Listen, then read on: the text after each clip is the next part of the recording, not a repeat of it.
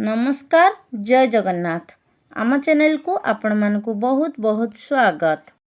सांग माने एही पितृपक्षरे जदि आपणको एही 5टी संकेत मिले तेबे आपण माने जानिबे जे आपणक गृहरे पितृपुरुष माने पदर्पण करि सारिछंती। एही 5टी संकेत एपरि होई थाए जहा आपणक गृहरे आपणकर पितृपुरुष मानकर उपस्थिति को दर्शाई थाए। सांग माने आपण माने जानती जे आमर धर्मग्रंथ एवं गरुड़ पुराण अनुसारे एही पितृपक्ष आम पाई केते अधिक महत्वपूर्ण होइथाए। एही पितृपक्षरे पितृपुरुष माने धराधामरे अवतरण करिथांती एवं निजर परिजन मानंकु देखिबा पाई सेमाने निज गृह को जाइथांती। तेबे एही पितृपक्षरे आम द्वारा करा जाइथिबा श्राद्ध तर्पण एवं पिंडदान द्वारा संतुष्ट होई सेमाने आमकु आशीर्वाद प्रदान करिथांती। मात्र जदि आमे सेमानंकु संतुष्ट करिबा पाई जेउ नियम गुड़िकु पालन करिबा उचित जदि सेही नियम गुड़िकु पालन न करिथाउ तेबे सेमाने आम उपरे अत्यधिक असंतुष्ट होइथांती जहा फलरे कि आमको पितृदोष मध्य लागि थाए एवं जहार फलस्वरूप आम जीवन रे समस्या उत्पन्न होइथाए। मात्र जदि पितृपुरुष माने आमको आशीर्वाद प्रदान करिथांती तेबे एहा द्वारा आम जीवनरु समस्त बाधा एवं समस्या गुड़िकर नाश होई जाइथाए। सेथिपाई एही पितृपक्षरे आमे समस्ते पितृपुरुष मानकु संतुष्ट करिबा पाई सेमानंकर श्राद्ध तर्पण एवं पिंडदान करिबा उचित। एहा व्यतीत आउ गोटिए गुरुत्वपूर्ण कथा हेउछि जदि एही पितृपक्षरे आपणक द्वारकु कौनसी प्रकारर जीवजंतु माने आसंती सेमानंकु केबे भी अनादर करंतु नाही। कारण जना नाही पितृपक्षरे आपणकर पितृपुरुष एवं देवादेवी माने केउ रूप नहीं आपणक गृहरे पदर्पण करिबे।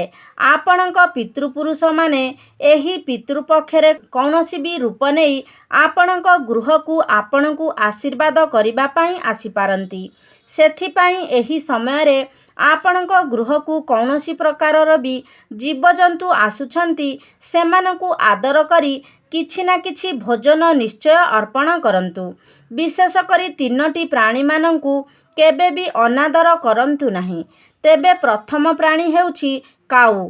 जदि एही पितृपक्षरे आपणक गृह को प्रतिदिन काऊ माने आसंती तेबे एहा अत्यंत शुभ संकेत होइथाए। आपण माने सेही काऊ मानंकु भोजन एवं जल अर्पण करिबा उचित। जदि काऊ माने आपणक द्वारा दिया जाइथिबा भोजन एवं जल को खुशी होई ग्रहण करंती विशेष करी आपण जेउ दिन श्राद्ध तर्पण करिथांती जदि सेही दिन आपणक द्वारा दिया जाइथिबा भोजन एवं जल को काऊ माने प्रसन्न होई ग्रहण करिथांती तेबे एहा अत्यंत शुभ संकेत होइथाए। एहार अर्थ आपणकर पितृपुरुष माने आपणक उपरे अत्यंत संतुष्ट अछंती एवं आपणकु आशीर्वाद प्रदान करुछंती। द्वितीय प्राणी हेउछि कुकुर। जदि एही पितृपक्षरे आपणक गृह को कला रंगर कुकुर आसे तेबे एहा अत्यंत शुभ संकेत होइथाए। कारण कला रंग हेउछि पितृपुरुष मानकर स्वरूप। कला कुकुर हुअन्तु अथवा कला काऊ हुअन्तु जदि एही समय रे आपणक गृह को कला रंगर कुकुर आसंती तेबे तांकु विशेष रूप रे आपण गुड़ एवं रुटी खाइबाकू दियंतु। एपरि करिबा द्वारा आपणकु एहार शुभ फल प्राप्त होइथाए। आपणकर पितृपुरुष माने आपणक उपरे प्रसन्न होई आपणकु आशीर्वाद प्रदान करिथांती। तृतीय रे सबुठारु गुरुत्वपूर्ण जीव हेउछि गोमाता। जदि एही पितृपक्षरे आपणक द्वार सम्मुख को गोमाता आसंती तेबे आपण अत्यंत भाग्यशाली अटंती। कारण आपण माने जानती जे जेउ पितृपुरुष माने अत्यंत पुण्यकर्म करिथांती सेही पितृपुरुष माने गोमातांकर रूप नेई आपणक गृह को आसीथांती। ତେବେ ଯଦି ଏହି ସମୟରେ ଆପଣଙ୍କ ଗୃହକୁ ଗୋମାତା ଆସୁଛନ୍ତି, ତେବେ ଆପଣମାନେ ବିଶେଷ ରୂପରେ ଗୋମାତାଙ୍କୁ ମିଠା ରୁଟି ଖାଇବାକୁ ଦିଅନ୍ତୁ। ଏବଂ ଆପଣଙ୍କ ମନରେ ଯଦି କୌଣସି ମନସ୍କାମନା ରହିଛି, ତେବେ ସେହି ମନସ୍କାମନାକୁ ଆପଣ ଗୋମାତାଙ୍କ ନିକଟରେ ପ୍ରକାଶ କରନ୍ତୁ। ଦେଖିବେ ଆଶ୍ଚର୍ଯ୍ୟଜନକ ଭାବରେ ଆପଣଙ୍କର ସେହି ଇଚ୍ଛାଟି ପୂରଣ ହେବ।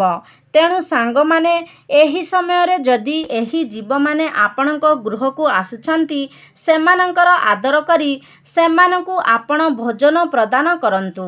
ଆପଣ ଯେତେ ମାତ୍ରାରେ ନିଜର ପିତୃପୁରୁଷମାନଙ୍କୁ ସନ୍ତୁଷ୍ଟ କରିବେ, ଆପଣଙ୍କୁ ସେତେ ଅଧିକ ଶୁଭଫଳ ପ୍ରାପ୍ତ ହେବ। ଆପଣଙ୍କ ଗୃହରେ ଧନଧାନ୍ୟ, ସୁଖ ସମୃଦ୍ଧି ଏବଂ ସନ୍ତାନ ସୁଖର ବୃଦ୍ଧି ଘଟିବ।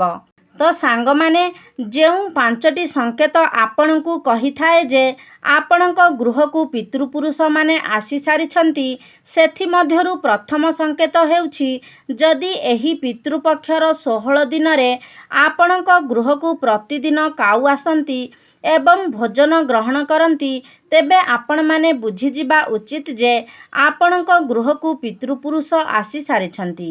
ତେଣୁ ଆପଣ ସବୁଦିନ କାଉମାନଙ୍କୁ ଭୋଜନ ଦେବା ଉଚିତ। ଯେପରିକି ଚାଉଳ ହେଉ ଅଥବା ରୁଟି ହେଉ, ଆପଣ ପିତୃପୁରୁଷମାନଙ୍କୁ ଭୋଜନ ଦେବା ଉଚିତ। ଦ୍ୱିତୀୟ ସଂକେତ ହେଉଛି କଳା ରଙ୍ଗର କୁକୁର। ଯଦି ଏହି ପିତୃପକ୍ଷରେ ଆପଣଙ୍କ ଗୃହକୁ କଳା ରଙ୍ଗର କୁକୁର ଆସେ, ତେବେ ଏହା ଅତ୍ୟନ୍ତ ଶୁଭ ସଂକେତ ହୋଇଥାଏ।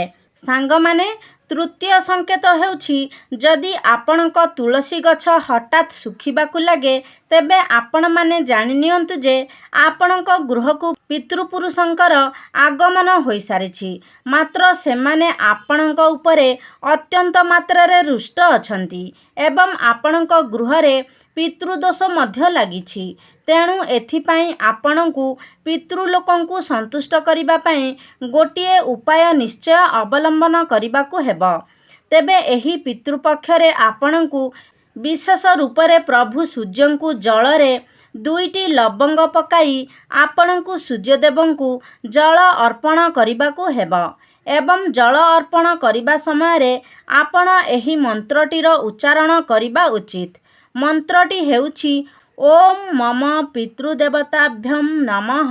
ଏହି ମନ୍ତ୍ରକୁ ଉଚ୍ଚାରଣ କରି ଆପଣ ପ୍ରଭୁ ସୂର୍ଯ୍ୟଦେବଙ୍କୁ ଜଳରେ 2ଟି ଲବଙ୍ଗ ଢାଳି ଆପଣଙ୍କୁ ସେହି ଜଳକୁ ପ୍ରଭୁ ସୂର୍ଯ୍ୟଦେବଙ୍କୁ ଅର୍ପଣ କରିବାକୁ ହେବ।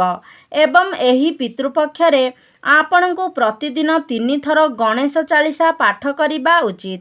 ଏପରି କରିବା ଦ୍ୱାରା ଆପଣଙ୍କ ଗୃହ ପିତୃଦୋଷରୁ ମୁକ୍ତ ହୋଇଥାଏ ଏବଂ ଆପଣଙ୍କର ପିତୃପୁରୁଷମାନେ ମଧ୍ୟ ଆପଣଙ୍କ ଉପରେ ସନ୍ତୁଷ୍ଟ ହୋଇଥାନ୍ତି। ଚତୁର୍ଥ ସଂକେତଟି ହେଉଛି, ଯଦି ଏହି ପିତୃପକ୍ଷରେ ଆପଣଙ୍କ ଗୃହକୁ ଲାଲ ରଙ୍ଗର ପିମ୍ପୁଡ଼ି ବୁଲୁଥିବାର ଆପଣ ଦେଖନ୍ତି, ଏହି ଲାଲ ରଙ୍ଗର ପିମ୍ପୁଡ଼ିମାନେ ପିତୃପୁରୁଷମାନଙ୍କର ସ୍ୱରୂପ ହୋଇଥାନ୍ତି। ସେଥିପାଇଁ ଯଦି ଏହି ପିତୃପକ୍ଷରେ ଆପଣଙ୍କ ଗୃହରୁ ଲାଲ ରଙ୍ଗର ପିମ୍ପୁଡ଼ିମାନେ ବାହାରିବାକୁ ଲାଗିଥାନ୍ତି, ତେବେ ସେହି ପିମ୍ପୁଡ଼ିମାନଙ୍କୁ ଆପଣଙ୍କୁ ଅଟା ଏବଂ ଚିନି ମିଶାଇ ଖାଇବାକୁ ଦେବା ଉଚିତ। ଏପରି କରିବା ଦ୍ୱାରା ଆପଣଙ୍କର ପିତୃପୁରୁଷମାନେ ଆପଣଙ୍କ ଉପରେ ସନ୍ତୁଷ୍ଟ ହୋଇଥାନ୍ତି ଏବଂ ଆପଣଙ୍କୁ ଆଶୀର୍ବାଦ ପ୍ରଦାନ କରିଥାନ୍ତି। ସେଥିପାଇଁ ଯଦି ଏହି ସମୟରେ ଆପଣଙ୍କ ଗୃହରୁ ଲାଲ ରଙ୍ଗର ପିମ୍ପୁଡ଼ି ହୁଅନ୍ତୁ ଅଥବା କଳା ରଙ୍ଗର ପିମ୍ପୁଡ଼ି ହୁଅନ୍ତୁ, ଯେ ଯାହା ବି ହୁଅନ୍ତୁ, ଆପଣ ପିମ୍ପୁଡ଼ିମାନଙ୍କୁ ଆଘାତ କରନ୍ତୁ ନାହିଁ କିମ୍ବା ସେମାନଙ୍କୁ କୌଣସି ପ୍ରକାରର ମଧ୍ୟ କ୍ଷତି ପହଞ୍ଚାନ୍ତୁ ନାହିଁ। ଏହା ବଦଳରେ ଆପଣ ସେହି ପିମ୍ପୁଡ଼ିମାନଙ୍କୁ ଅଟା ଏବଂ ଚିନି ଖାଇବାକୁ ଦିଅନ୍ତୁ। ପଞ୍ଚମ ଏବଂ ଶେଷ ସଂକେତ ହେଉଛି, ପିତୃପକ୍ଷ ସମୟରେ ଆପଣଙ୍କ ଗୃହର କାନ୍ଥରେ କିମ୍ବା ଆପଣଙ୍କ ଗୃହର ଚତୁଃପାର୍ଶ୍ୱରେ କେଉଁଠାରେ ବି ଯଦି ଓସ୍ତ ଗଛ ଆପେ ଆପେ ଉଠିଯାଏ, ତେବେ ଏହା ଅତ୍ୟନ୍ତ ଶୁଭ ସଂକେତ ପ୍ରଦାନ କରିଥାଏ। କାରଣ ଏହି ସମୟରେ ଓସ୍ତ ଗଛ ଆପେ ଆପେ ସୃଷ୍ଟି ହେବା ଆପଣଙ୍କ ଗୃହରେ ପିତୃପୁରୁଷମାନଙ୍କର ଆଗମନ ଏବଂ ସେମାନଙ୍କର ଆପଣଙ୍କ ପରିବାର ଉପରେ ଆଶୀର୍ବାଦ ପ୍ରଦାନକୁ ସୂଚିତ କରିଥାଏ। ତେଣୁ ଆପଣ ସେହି ଓସ୍ତ ଗଛକୁ ନ ଓପାଡ଼ି ସେହି ଓସ୍ତ ଗଛର ପୂଜା କରିବା ଉଚିତ। ତେବେ ଏହା ଥିଲା ସେହି 5ଟି ସଂକେତ ଯାହା ଆପଣଙ୍କ ଗୃହକୁ ପିତୃପୁରୁଷମାନଙ୍କର ଆଗମନକୁ ଦର୍ଶାଇଥାଏ। ସାଙ୍ଗମାନେ, ଏହି ସମୟରେ ଆପଣମାନେ ସର୍ବଦା ଚେଷ୍ଟା କରନ୍ତୁ ପିତୃପୁରୁଷମାନଙ୍କୁ ସନ୍ତୁଷ୍ଟ କରିବା ପାଇଁ।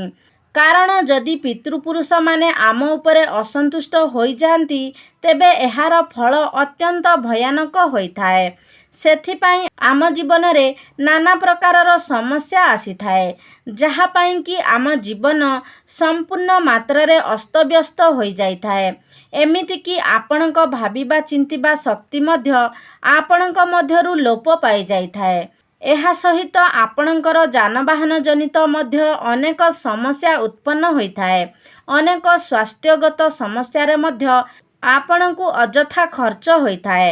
ଆପଣଙ୍କର ପଇସା ଏତେ ମାତ୍ରାରେ ଖର୍ଚ୍ଚ ହୋଇଥାଏ ଯେ ଆପଣ ନିଜେ ମଧ୍ୟ ଜାଣିପାରନ୍ତି ନାହିଁ। ଆପଣଙ୍କର ଯେତେ ରୋଜଗାର ହେଲେ ମଧ୍ୟ ସେହି ଟଙ୍କା କୁଆଡ଼େ ଚାଲିଯାଉଛି ଏବଂ ଆପଣ ଦିନକୁ ଦିନ ଋଣ ଭାରରେ ମଧ୍ୟ ବୁଡ଼ି ଯାଇଥାନ୍ତି। ଏହା ସହିତ ଆପଣଙ୍କ ପରିବାରରେ ସନ୍ତାନ ସମ୍ବନ୍ଧୀୟ ସମସ୍ୟା ମଧ୍ୟ ଉତ୍ପନ୍ନ ହୋଇଯାଇଥାଏ। ମନେ ରଖନ୍ତୁ ସାଙ୍ଗମାନେ, ଯେଉଁ ଗୃହକୁ ପିତୃଦୋଷ ଲାଗିଥାଏ ସେହି ଘର ଶ୍ମଶାନ ସହିତ ସମାନ ହୋଇଯାଇଥାଏ। ସେଥିପାଇଁ ପିତୃଦୋଷର ନିବାରଣ କରିବା ଅତ୍ୟନ୍ତ ଜରୁରୀ ହୋଇଥାଏ। ସେଥିପାଇଁ ସାଙ୍ଗମାନେ, ଆପଣ ଏହି ପିତୃପକ୍ଷରେ କିଛି ଏପରି ଭୁଲ କରନ୍ତୁ ନାହିଁ ଯେଉଁ ଭୁଲ ପାଇଁ ଆପଣଙ୍କୁ ପିତୃଦୋଷ ଲାଗିପାରେ ଏବଂ ଆପଣଙ୍କ ପିତୃପୁରୁଷ ଆପଣଙ୍କ ଉପରେ ଅସନ୍ତୁଷ୍ଟ ହେବେ। ତ ସାଙ୍ଗମାନେ, ଆଶା କରୁଛି ଆଜିର ଭିଡ଼ିଓଟି ଆପଣମାନଙ୍କୁ ନିଶ୍ଚିତ ଭାବରେ ଭଲ ଲାଗିଥିବ। ଯଦି ଭଲ ଲାଗିଛି ତାହେଲେ ଲାଇକ୍ କରନ୍ତୁ, ସେୟାର କରନ୍ତୁ। ଆମ ଚ୍ୟାନେଲକୁ ଯଦି ସବସ୍କ୍ରାଇବ୍ କରିନାହାନ୍ତି ତାହେଲେ ସବସ୍କ୍ରାଇବ୍ କରିଦିଅନ୍ତୁ। ସର୍ବେ ଭବନ୍ତୁ ସୁଖିନଃ। ଧନ୍ୟବାଦ।